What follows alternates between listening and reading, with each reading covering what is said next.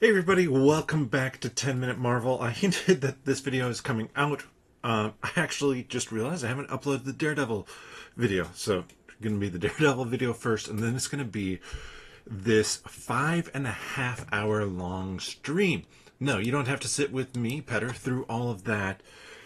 I'm going to be talking about what Marvel did today.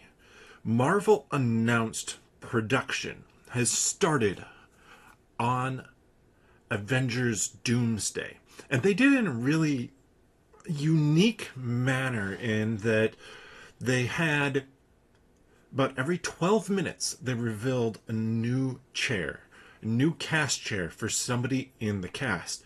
Now, these people are probably going to be the major characters within this movie. But let's talk about this whole list. Because it's 28 long. It was 12 minutes or so between everyone. So, like I said, 5.5 hours. And I think this ties into some of maybe some other conversations that we've had for videos like who is going to be Sam Wilson's Avengers team. Because we have, and we can start to see some teams that are going to exist within this story, at least potential teams for this. And it might also give us some idea of what Avengers Doomsday might be. And I'll talk about that at the end. But I want to run through the list of everybody here. Because, like I said, it is a big list. First chair dropped us in immediately with Chris Hemsworth. I actually didn't hop on immediately. I didn't know what was going on quite at the very beginning, so I missed that first chair. But then it continued to pan down a line the whole time. It went to Vanessa Kirby, followed by Anthony Mackie, Sebastian Stan, Letitia Wright. Then it panned over and panned down. There was one gag in there, which was fun, for a tiny chair for Paul Rudd. Then it went back up, and this is honestly all those I was like, oh, fairly what I expected. Like, that is cool. I'm really glad to see those characters are there. But then this is where it started to get interesting for me. These next two I think are really intriguing. We got Wyatt Russell, who is John Walker, and we got Tina Huerta, who has only been in one movie thus far, and he's Namor.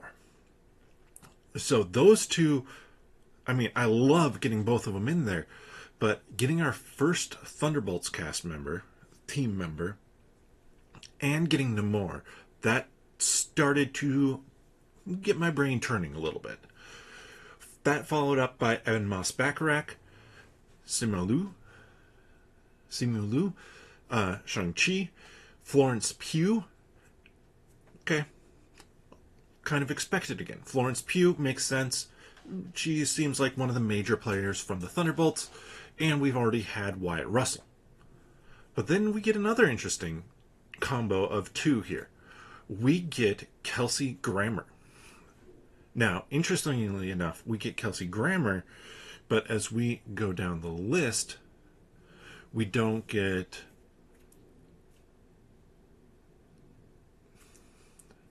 the actress who plays Monica Rambeau. I was trying to come up with her brain off the top of my head, and I could not do it. I apologize. So that's interesting. We also don't get the actor who plays her mom.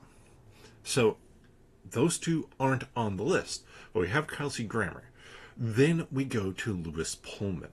Now, Lewis Pullman is playing Bob in the Thunderbolts. I'm not going to spoil who Bob is and Bob's powers and just why you should be worried about Bob. But that was a really interesting one for me because it potentially hints a little bit at where this ends, or where Thunderbolts ends. But then it follows that up with Danny Ramirez, Joseph Quinn, David Harbour, Winston Duke, Hannah John Kamen, she is Ghost, and Tom Hiddleston. So kind of a chunk of actors who make sense tied in with everything else that we've already seen. And then we go back to a few interesting ones here.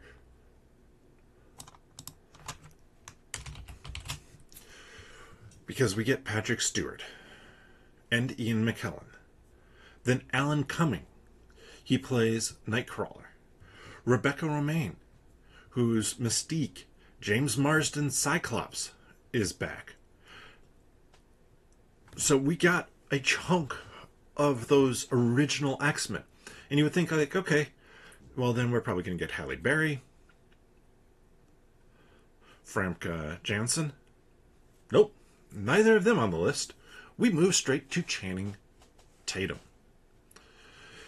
Yep, Channing Tatum is coming back as Gambit. I don't expect him to survive.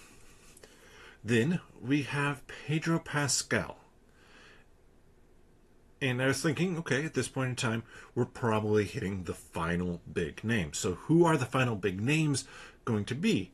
Well, if they have Chris Evans back, Chris Evans would make a lot of sense. Tom Holland. We haven't had Tom Holland yet. We had Tom Hiddleston, but not Tom Holland. But no, we get a big Avengers fanfare, and it actually goes on for quite a while. As a door on a studio opens, and a man walks in.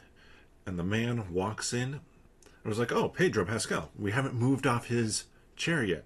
But as he walks in, I'm like, no, that's not right. And we get the pan, and we get the Robert Downey Jr. chair. Robert Downey Jr. sits down in it, looks back at the camera, goes shh to the camera, like quiet on set. And that's where it ended. So, was that worth 5.5 hours? Let's talk about that first. Yes and no. For me, I had the opportunity to do other stuff. I watched Daredevil Born Again during this. I just had it on, off to the side, and yeah, it was fun. It was a lot of fun. I think for Marvel as well, it was very much worth it. 5.5 hours. 5.5 hours every 12 minutes.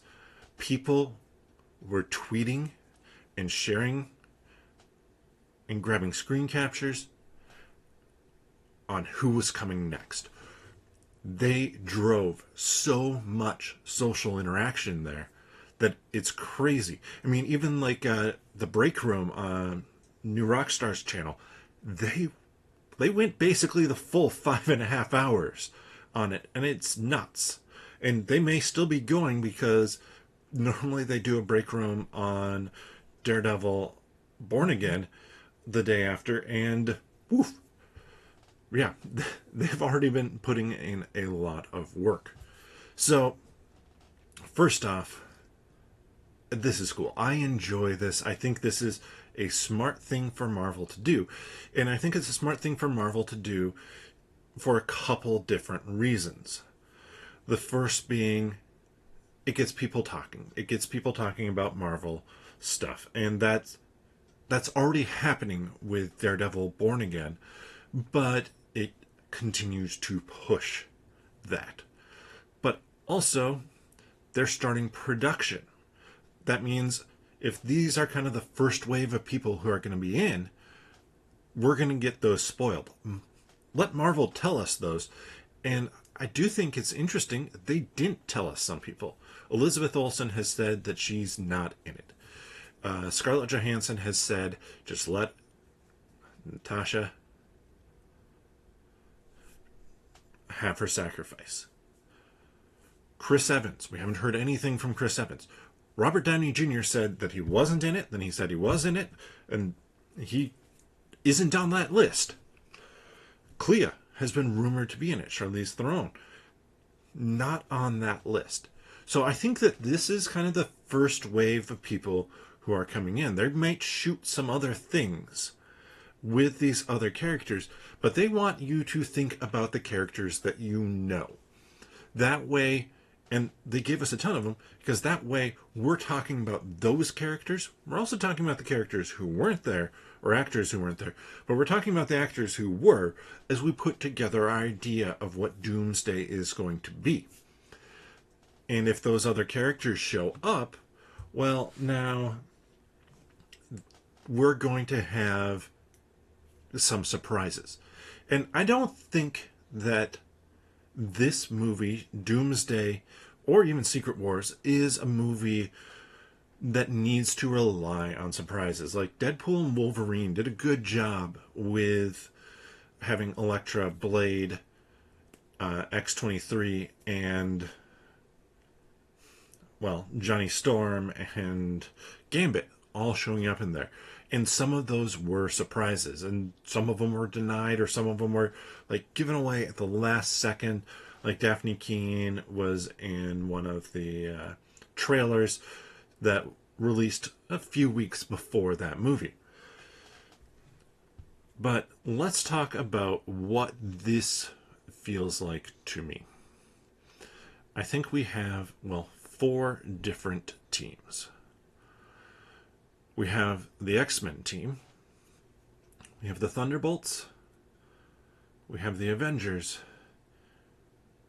And we have the Fantastic Four. These are all going to be major players for teams.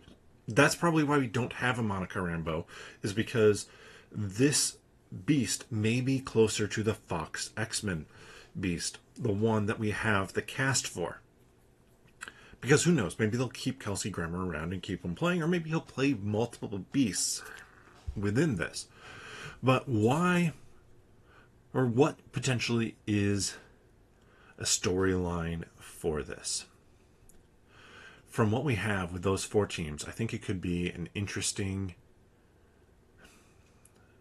kind of peek into an Avengers versus X-Men, where the main bulk of the story, well, it kind of takes place over 2 different worlds with a third one mixed in. So the third world is going to be the Fantastic Four's world. I think the Fantastic Four are going to know what's going on, or Reed will have figured it out, and they're going to try and be coming through to basically find a way to stop the Avengers versus X-Men that's going to be happening, where we get an Avengers team led by Sam Wilson and an X-Men team, and they're initially going to be against each other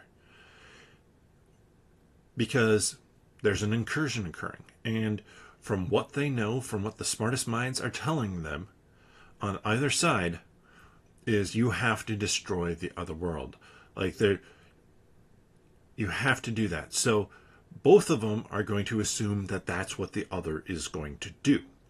Neither of them is actually going to plan to do that. They're going to try and do something better than that. They're going to try and be better than that and find another solution. So, what is that other solution? That other solution is going to be what the Fantastic Four can provide.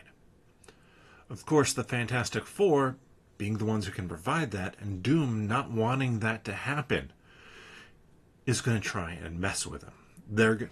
That's going to be a secondary conflict for those characters. But it's all around the same thing.